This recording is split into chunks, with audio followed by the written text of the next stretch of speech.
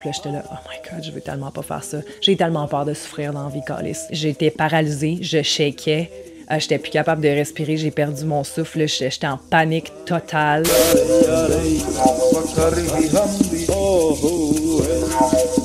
Hello guys, je suis revenue de mon expérience d'ayahuasca et aujourd'hui, c'est ce que je vous partage. Je vous partage comment j'ai vécu ça, qu'est-ce qui s'est passé exactement, puis comment je me sens maintenant. J'ai mal à la gorge, fait que vous avez peut-être remarqué dans ma voix là, que j'ai la voix rauque un peu. Je pense que j'ai pogné un petit coup de froid ou tu sais, j'ai aussi purgé, puis on a crié, puis il s'est passé plein de trucs, fait que ça se peut que ma voix, ma gorge est un petit peu irritée face à ça, mais ça va déjà mieux. C'est la première fois que j'ai l'énergie depuis que je suis revenue de filmer. Je suis revenue de cette expérience-là lundi. Je me sentais comme vraiment hangover.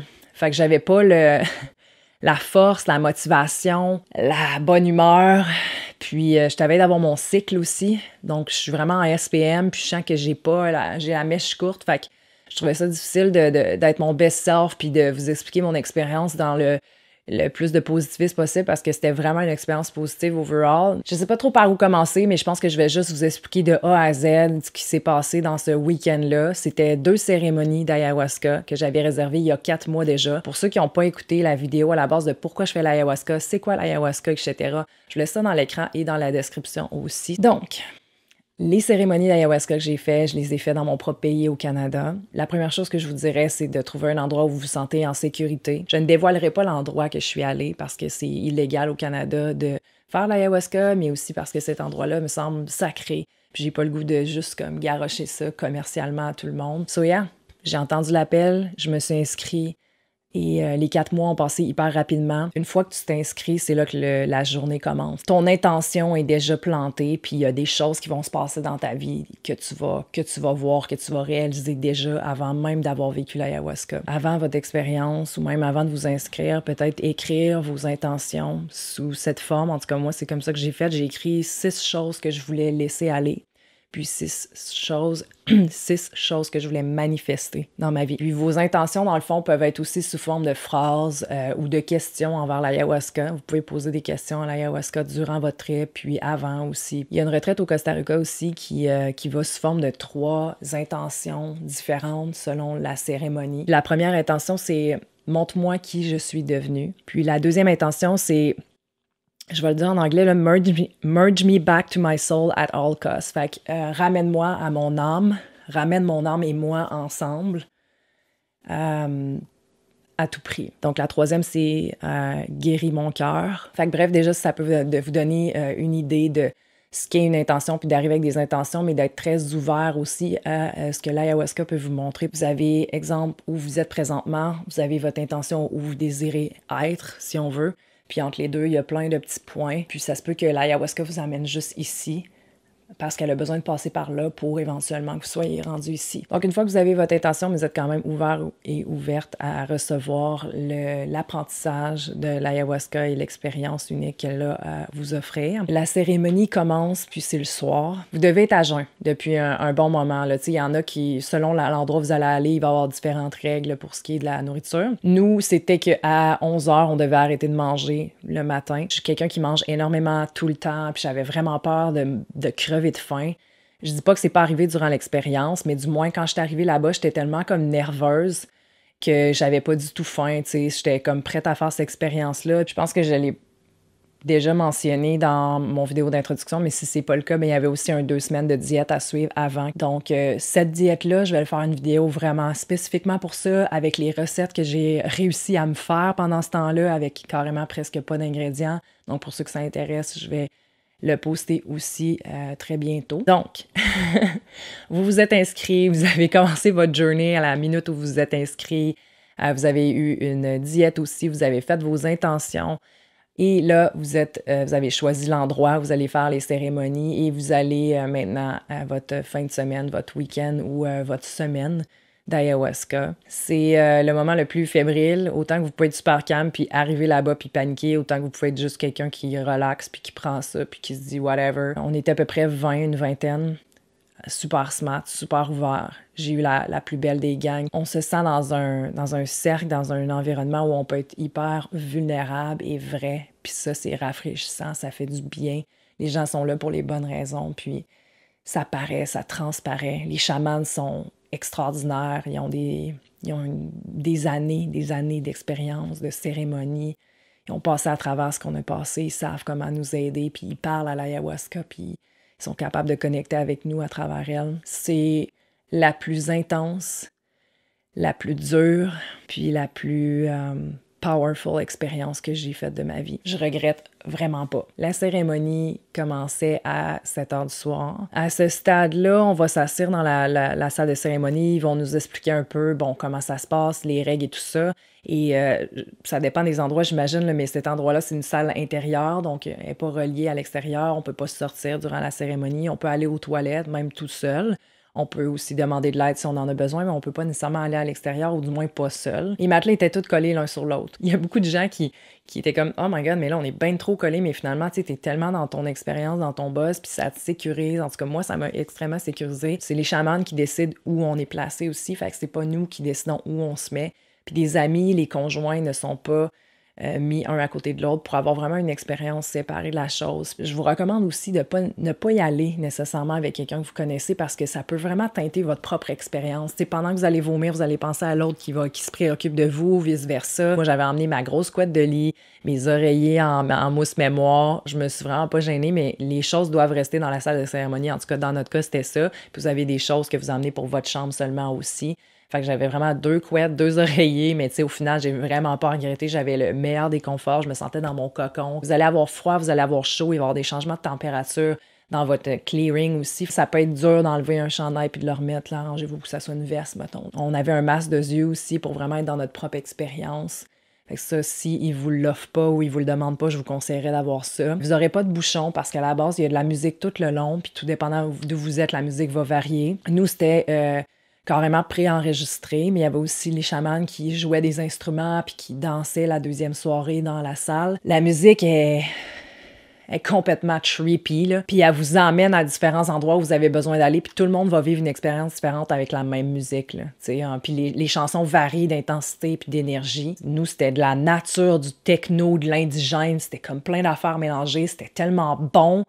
En même temps, tellement fucké, puis j'aurais jamais ça sur mon cellulaire en écoutant ça dans mon auto, mais c'était parfait, là, parfait. Fait que les bouchons, c'est quelque chose que moi, j'ai besoin pour dormir, puis que j'aurais voulu avoir là, mais que honnêtement, non, là, parce que ça m'aurait mis dans mon propre silence, puis introspection, puis c'est pas ça le but de cette expérience-là. Là. Une fois que vous avez votre confort, nous, on a eu du râpé, qui est en fait, il y a un garanga ou quelque chose comme ça, là, le nom, là, c'est une genre de poudre qu'on vous souffle dans le nez. Moi, je pensais au départ que c'était juste comme quelque chose qui fumait, puis qu'il vous soufflait, puis que là, t'inspires la fumée, si on veut, du tabac, parce qu'il y a du tabac puis d'autres plantes qui sont toutes grindées, qui sont toutes mises en poudre ensemble. Puis c'est pas dans la salle de cérémonie, nous, qu'on le faisait. Donc, un à un, on sortait, on était appelés à aller à l'extérieur de la salle de cérémonie. La chamane avait une paille qu'elle avait mis de la poudre dedans. Puis, pendant que nous, on inspirait, elle soufflait la poudre dans notre nez. Une narine à la fois. Premièrement, je savais pas qu'on faisait ça. Deuxièmement, je pensais pas que c'était aussi intense. Puis, troisièmement, j'étais une des dernières à le faire. Fait que je voyais tout le monde revenir dans la salle. Puis ça prenait du temps avant que le monde revienne en plus, là. Puis ils revenaient, puis il y avait les yeux qui coulaient, ils crachaient dans leur bucket, parce qu'on a un bucket aussi, là, vraiment avec un sac de plastique pour pouvoir vomir, ou tu sais, parce que ça, c'est sûr, ça va être votre meilleur ami, honnêtement, là. Puis tout le monde en a un. Soyez sans crainte, vomir avec les gens autour de toi. Moi, c'était la chose qui était la plus complexante pour moi. J'ai jamais osé vomir devant quelqu'un dans toute ma vie. J'ai toujours eu de la misère avec ça. Puis tu t'en calisses quand t'es là-bas, genre. C'est juste quelque chose qui se passe, tout le monde le fait, tu te sens à l'aise de le faire aussi, personne te regarde, personne te juge. Au contraire, ils sont contents pour toi parce que tu te libères physiquement. Tout le monde crachait dans son bucket après le râpé, puis genre, avait vraiment de la misère, s'étendait, genre, sur leur matelas. Puis là, j'étais là, oh my God, je veux tellement pas faire ça. J'ai tellement peur de souffrir dans la vie, calice. Je sais que personne aime ça, mais moi, je suis comme là, j'ai l'anticipation, puis ça me tente pas pantoute, tu sais. Finalement, vient mon tour où je sors, et là, ça me tente pas. Je le sens que je suis contractée, là. C'est comme savoir que tu vas avoir une claque d'en face, là. Tu sais, tu te prépares, puis t'es pas capable d'être relax, là. Fait que bref, j'inspire la première shit de râpé dans mon nez. J'ai jamais rien sniffé de toute ma vie. J'ai jamais fait de coke, j'ai jamais sniffé de pilule ou rien. Fait que ça, déjà, c'est quelque chose. Mais deuxièmement, c'était vraiment intense. J'étais paralysée, je shakais. J'étais plus capable de respirer, j'ai perdu mon souffle, j'étais en panique totale. Je veux pas vous alarmer, là, OK? Juste vous dire, j'aurais dû commencer par ça, là, mais vous allez toutes avoir votre propre expérience, OK?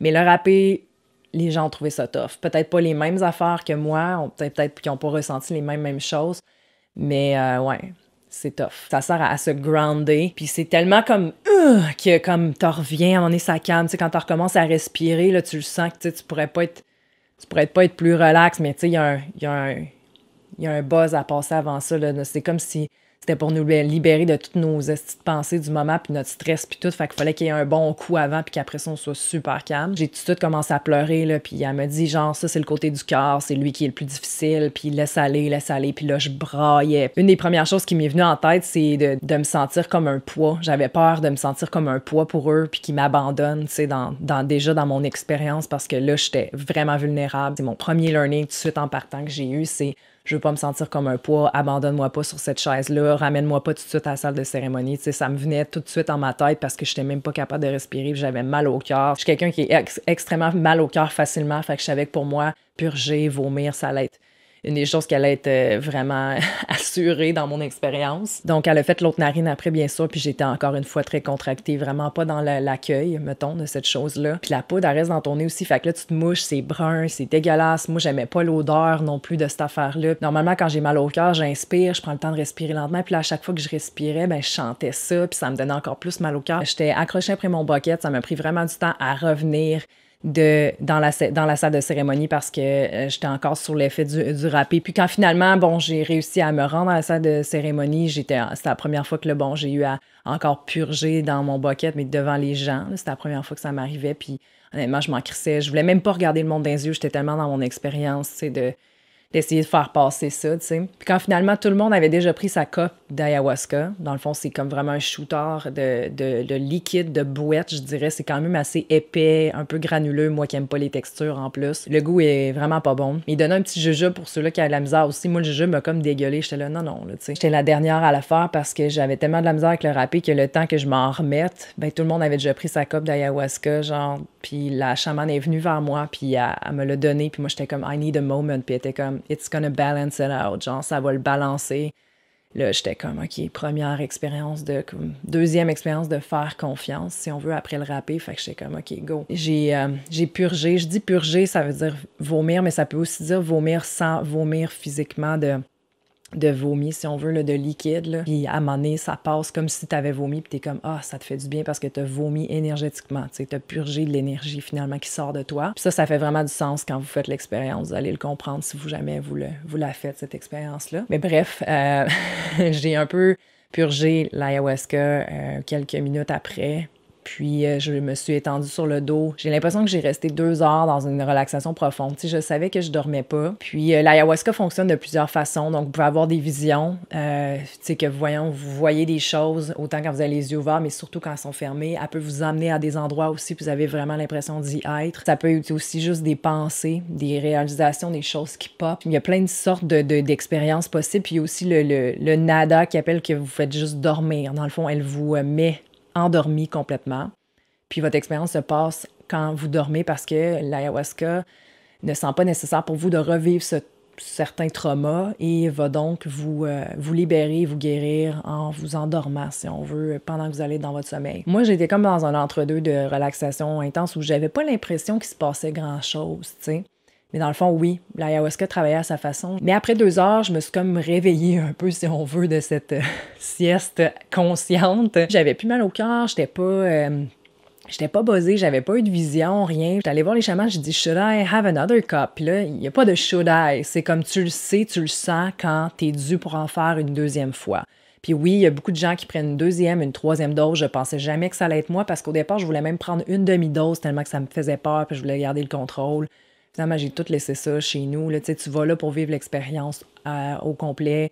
Puis eux, ils savent aussi ce qui est bon pour toi. Tout le monde a pris au moins une dose, mais ça dépend des places où vous allez aller. Fait qu'allez-y avec selon ce qu'ils vont vous dire, puis comment vous vous sentez. J'avais besoin d'une deuxième dose. J'étais là pour faire le travail, puis j'avais envie que d'aller plus profondément là-dedans. Donc, j'ai pris une deuxième dose, j'étais allée me rasseoir. Là, j'ai commencé à avoir un peu plus mal au cœur. Tu sais, pendant comme le reste de la nuit jusqu'au matin, j'ai purgé. Je pense que j'ai juste vomi 2 fois dans toute mon expérience, by the way. Le reste du temps, c'était juste purgé énergétiquement. Donc, toujours le mal de cœur qui revient. Des fois, vous le sentez vraiment ce que vous purgez. Puis si vous le demandez à l'ayahuasca, elle va vous le dire, ce que vous êtes en train de purger, ce que vous essayez de sortir. Puis là, c'est plus facile des fois de le laisser aller puis se donner le droit.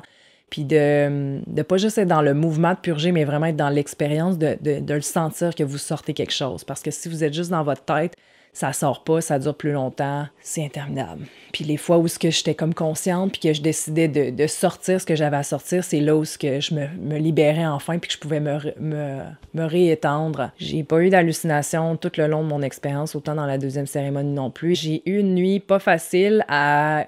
Bref, purger et être constamment dans mes pensées. Tu sais, quand on prend trop de sucre ou de l'alcool, des fois, puis on délire, là, je sais pas si vous avez déjà vécu ça, mais tu sais, vous êtes comme dans votre sommeil, vous êtes à demi dans votre conscient, puis là, vous avez des pensées qui roulent super vite dans votre tête, puis ils font pas vraiment de sens, vous n'arrivez pas à les contrôler. Ben c'est un peu ça, tu sais. C'était vraiment ça qui est arrivé, sauf que là, au début, mes pensées spinaient hyper rapidement, puis normalement, dans la vie de tous les jours, on les voit pas, nos pensées, mais là, je les voyais. Comme si je les voyais dans ma tête, là, passer, là, tu sais. Je me suis mis à les voir encore plus au ralenti, c'est-à-dire que là, je les voyais vraiment passer une à une. Puis c'était des pensées qui n'avaient pas rapport, puis c'était tout le temps de faire des choses. « Ah, faut que je fasse ça, faut que je fasse ça. » J'avais des petites réalisations à travers ça, des genres de traumas qui passaient, puis là, je les purgeais, des petites expériences que je pensais même pas qui étaient ancrées en moi. Je voulais tout le temps tout faire, tout le temps tout, des choses qui n'avaient pas besoin d'être faites. Puis que là, j'ai réalisé que j'avais pas à faire ces choses-là. Puis ça, je pense que ça venait de mon intention du contrôle, tu sais, de toujours vouloir regarder le contrôle. Puis là, l'ayahuasca me montrait à quel point je veux toujours tout faire. Puis comment je me parle aussi, comment je me parle mal dans la vie, tu sais. Je me voyais me parler, bref, à quel point je me parlais comme si j'étais une conne, tu sais. Tu sais, quand tu penses à ta vie, là, puis les choses vraiment que t'as besoin de faire, là, pour comme, tu sais, avoir un toit sous la tête, puis avoir des relations, tu sais, peu importe, là. C'est très minime comparé à tout ce qu'on s'impose. Puis ça vient d'une société de doing, là. On est quelqu'un seulement si on fait toutes ces choses-là. Puis j'ai fait une vidéo là-dessus, là, je vais la mettre dans l'écran ou dans la description. Là. Je sais pas si ça va être sorti à ce moment-là, mais je pense que ça vaut la peine que vous l'écoutiez sur vraiment pourquoi on veut toujours en faire plus puis comment s'en libérer. Puis moi, dans mon expérience d'ayahuasca, c'était de me dire « You don't have to do that. You don't have to do anything. » Puis je me répétais ça constamment. Puis ça a été comme un clearing, un purging en soi. T'as pas à faire ça. T'as pas à faire ça. T'as rien besoin de faire. Puis juste toute la nuit, ça a été ça. T'sais. C'était épuisant, mais c'était aussi libérateur d'un certain sens. Puis je pensais même pas que l'ayahuasca marchait. J'étais comme, non, c'est dommage tannant. J'étais comme juste dans l'inconfort. Puis il y a beaucoup de gens qui ont vécu ça. Parce qu'on est tellement dans notre tête que la première chose qu'on doit se libérer sur l'ayahuasca, le premier point, comme je disais tantôt, là, avant d'arriver là, c'est d'abord de se libérer de toutes ces choses-là qu'on pense faire, puis nos pensées. Ah oui, une chose dans ma première cérémonie aussi qui était revenue, puis que vous sûrement vous pensez déjà, c'est d'entendre le monde vomir, puis de crier, puis de vivre leurs propres expériences, puis comment rester dans sa propre expérience, parce que oui, vous n'êtes pas basé au point que ça vous dérangera pas, là. Vous êtes toujours conscient. C'est un rêve éveillé, l'ayahuasca. En tout cas, moi, je n'ai pas senti que je perdais le contrôle de moi-même. J'étais capable d'aller à la salle de bain, je voyais les gens y aller aussi. Bref, l'expérience des autres risque de vous déranger à différents niveaux et venir vous chercher à différents niveaux. Et moi, ce qui m'aidait, pour revenir à ma propre expérience, c'est « mind your own business ». Mêle-toi de tes affaires. Je me disais ça à moi-même. Pas d'une façon méchante, là, mais juste comme « reviens à toi ». L'expérience de la personne, tu la connais pas. Tu sais pas ce qu'elle vit présentement, puis elle est en train de se libérer de choses, puis ça va y faire du bien. Puis une autre chose qui est venue par rapport au contrôle, puis à ma liste de doing. Quand je parle de contrôle, puis du contrôle que je désirais me libérer, c'est surtout le contrôle que on dirait que je veux avoir sur la vie des autres, c'est comment que tout doit être parfait quand on va à un certain endroit, mais aussi quand quelqu'un me demande de l'aide, on dirait que je voudrais le faire à sa place pour qu'il se libère de ses shit, tu sais, ou qu'elle se libère de ses shit, cette personne-là, puis qu'elle soit son best-self, puis que moi, je trouve ça donc easy, puis voyons, tu sais, entraîne-toi, puis tout ça, puis je le prends vraiment à cœur, le bien-être puis le développement des autres. Faut que j'apprenne à laisser aller. Faut que j'apprenne à laisser aller l'expérience des autres puis ce qu'ils ont à vivre. Autant des gars qui sont rentrés random dans ma vie puis qui étaient brisés puis c'est pas à moi à les guérir, autant mes amis, de les laisser vivre leur patte, leur chemin à eux. C'est quelque chose que je voulais comme me libérer. Arrêtez de vouloir tout contrôler tout le temps, tu sais. Ça vient d'où? J'ai pas su vraiment de où ça venait, mais en voyant toutes mes pensées tout le temps, il y a un learning qui m'est venu à travers le purgeage puis mes pensées. Il y a comme un pop qui s'est fait, puis c'est avant d'arrêter de contrôler l'expérience des autres, de vouloir contrôler l'expérience des autres, il va falloir que tu arrêtes de contrôler la tienne. Puis ça, c'est big, là, j'ai des frissons parce que dans le fond, c'est le même pour tout dans la vie, tu sais. Avant de vouloir aimer quelqu'un d'autre, avant de vouloir n'importe quoi sur les autres, tu as besoin de toi, le faire pour toi, tu sais. Tu sais, ça a l'air super simple, mais l'ayahuasca, dans le fond, te fait vivre d'une façon ton expérience, d'une façon que tu as besoin de la voir pour comprendre, pour vraiment voir le chemin différent que tu peux prendre. Puis rationnellement, ça fait du sens si je vous dis ça, mais quand vous le vivez sur l'ayahuasca, mais on dirait que là, c'est enregistré d'une façon différente. Là, je suis pas en train de dire que je me suis libérée de toutes mes shit, mais vraiment pas, là. J'ai juste eu des beaux learnings que rationnellement, ma tête, oui, ça fait du sens, mais n'était pas capable de, tu sais, agir différemment ou de se libérer de ça, si on veut. Puis en passant, l'ayahuasca va jamais vous donner des expériences que vous n'êtes pas capable de prendre. Ça, c'est quelque chose qu'on me dit là-bas puis que je trouve qui fait vraiment du sens. J'avais peur de bad-tripper, de vivre des expériences beaucoup trop intenses, puis apparemment, l'ayahuasca vous donne pas des expériences que vous n'êtes pas capable de prendre. Puis un autre petit pop-up plus ou moins là, que j'ai eu puis que j'ai noté là, dans mon expérience, à un moment donné, la musique... qui jouait, il y avait des bruits d'enfants, tu sais, qui riaient ensemble, puis tu sais, là, je suis pas mal sûre qu'il y a plein de gens qui ont vécu ça de façon différente, mais pour moi, d'entendre des enfants rire, ça me ramenait quand que j'étais jeune, puis que je me faisais écœurer, dans le fond. Tu sais, j'ai changé 6 fois d'école quand j'étais jeune, quand j'étais au primaire. Pour ceux qui savent pas c'est quoi le primaire, dans le fond, c'est qu'on a nos 6 premières années d'école, nous, c'est ça notre primaire. Fait que de genre... 7 ans à 12 ans, ben j'ai changé genre 6 fois d'école, puis j'étais vraiment gênée quand j'étais jeune, puis j'arrivais, tu sais, je veux dire, je m'en ai fait des amis, là, mais je me suis fait aussi beaucoup écœurer, puis même au secondaire aussi après ça. Fait que juste d'entendre des enfants rire, c'est ça que ça me ramenait, genre, ah, c'est pour ça que j'haïs les enfants. Puis là, quand je dis j'haïs les enfants, globalement, j'ai une compassion, j'ai de l'amour pour eux autres. Là, j'ai trop vulnérable puis vraiment beau comme être. Tu sais, ils sont dans le présent, puis j'ai été nanny 2 fois. Puis c'est vraiment pas que je les déteste, là, genre je veux les tuer. Là.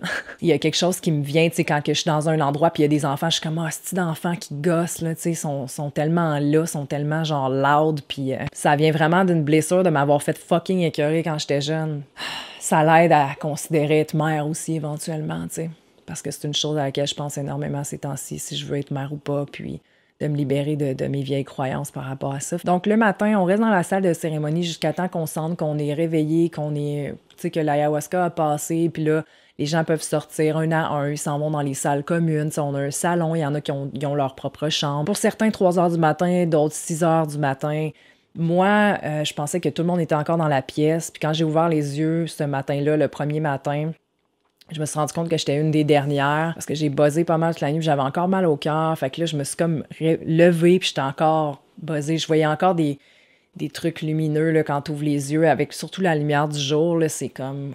C'est tough un peu. Là. J'ai pris mon bucket, j'étais à la salle de bain parce que je sentais qu'il fallait que je purge une dernière fois parce que j'avais été allongée pendant un moment puis là, je me levais puis je filais pas bien. Fait que j'étais à la salle de bain, j'ai essayé de purger, mais j'étais plus capable. Tu sais, je bâillais, puis ça, c'est une autre chose. Il y en a qui bâillent pendant qu'ils purgent. Il y a différentes façons de purger. Il y en a qui pleurent, il y en a qui bâillent, il y en a qui vomissent, il y en a qui vomissent énergétiquement, il y en a qui chient. Puis supposément que la façon que tu purges, ça explique aussi de qu'est-ce que tu purges. Comme je pense que tout ce qui est de bâillement, c'est plus nerveux. Quand tu vas à la selle, c'est plus physique, donc de la douleur physique. Puis quand tu purges, vomis, c'est plus émotionnel, and so on. Moi, j'étais allée à la selle comme 2-3 fois, caca normal, pas de diarrhée, au début de la cérémonie, en même temps que je vomis. Puis ça, c'est la pire douleur, là, quand il faut que tu vomisses puis que tu chies en même temps puis tu sais pas trop puis t'es pas capable de te release au complet de un ou l'autre. Bref, le matin... J'étais à la salle de bain, j'étais plus capable de purger, je bâillais, je braillais aussi, tu sais, je bâillais et je braillais et j'essayais de purger. Puis là, à un moment donné, Elena, une des helpers, parce que dans le fond, il y était 2 chamanes plus une helper. Les chamanes, eux, vont se coucher à peu près à la fin de la nuit, si on veut. Puis la helper, elle, l'aidante, dans le fond, elle a fait plein de cérémonies aussi, puis elle est là pour aider puis assister les chamanes. Puis tout dépendant de combien vous êtes de personnes et où vous êtes, il va y avoir un nombre X de personnes pour vous aider. Tellement une belle personne. Eliana ou Elena, là, je suis pas sûre, là, je voudrais pas scraper son nom, mais j'imagine qu'elle m'entendait essayer de purger dans la salle de bain puis souffrir. Fait que à cogner. Puis là, moi, je voulais pas me sentir comme un burden. Puis ça a été un gros feeling là, tout le long de la première cérémonie. Je voulais donc ben pas me sentir comme un poids. Je voulais pas qu'on vienne m'aider. Je voulais vraiment pas de l'aide parce que je voulais pas me sentir abandonnée. Puis je voulais pas que les gens care. Je voulais pas que les gens pensent à moi puis fassent comme « Oh mon Dieu, mais là, je veux l'aider. » C'est fou, là. J'étais tellement aware des autres puis je voulais pas qu'ils viennent me voir, là. Fait que là, quand elle a cogné la première fois dans la salle de bain, j'étais comme « Non. » Genre, I'm OK. Puis là, ben, après un bon moment, essayer encore de purger puis pas être capable, ben, elle a recogné. Puis je pense qu'elle était encore là, de l'autre bord de la porte, puis elle attendait. J'ai ouvert la porte, elle a rentré. J'étais tellement découragée, là. J'étais plus capable, j'étais faible, là. Je me sentais tellement vulnérable. Puis elle a juste mis sa main sur mon cœur. Puis elle m'a dit, « It's OK. You can relax now. Let it out. » J'ai braillé ma vie, là. Je braillais sur elle, là. Je pleurais. J'ai juste laissé ça aller. Puis après ça, c'est comme j'ai purgé en soi parce que j'avais plus mal au cœur, puis c'était fini. J'étais allée m'étendre dans mon lit. Le déjeuner était à 9h30. Il était peut-être 7h quand je me suis étendue dans mon lit. J'ai pas eu beaucoup de temps, on dirait, pour avoir le temps d'avoir faim. Puis le déjeuner était quand même bref, fait qu'on dirait qu'il fallait arrêter de manger à 11h. Je mangeais un raisin aux demi-heures. Au final, le premier déjeuner, j'ai mangé 4 raisins, 2 tranches de melon d'eau puis 2 fraises. Je mangeais super lentement pour éviter d'avoir mal au cœur, puis c'est juste ça qui a rentré. L'affaire, c'est que moi, dans l'après-midi, j'avais vraiment faim parce que j'avais comme pas assez mangé. Je vous conseillerais d'avoir au moins, là, une coupe de fruits sous la main que, tu sais, vous avez faim, fait qu'en après-midi, vous pouvez manger. Nous, ils ont laissé des pommes traîner, fait que je me suis coupé une pomme, tu sais, puis j'en ai mangé quelques morceaux. Tu sais, il était rendu 3h de l'après-midi, puis oui, j'ai mangé genre une demi-pomme, puis ça a pas scrappé mon expérience ce soir parce que moi, j'avais besoin de ça, là. J'avais pas assez mangé, là. Puis j'avais plus rien à purger non plus, là. Bon, là, je pense que je vais arrêter ça maintenant. Puis je vais garder le reste pour une partie numéro 2 parce que sinon, ça va être beaucoup trop long comme message. Je vais aussi faire une vidéo sur l'alimentation que j'ai faite, là, la diète à suivre, puis comment ça s'est passé avec mes recettes, mes idées de recettes et tout ça dans une autre vidéo. Donc d'ici là, je vous souhaite une bonne exploration. Je vous remercie de votre écoute et on se revoit super bientôt pour parler de la suite. Namaste, guys!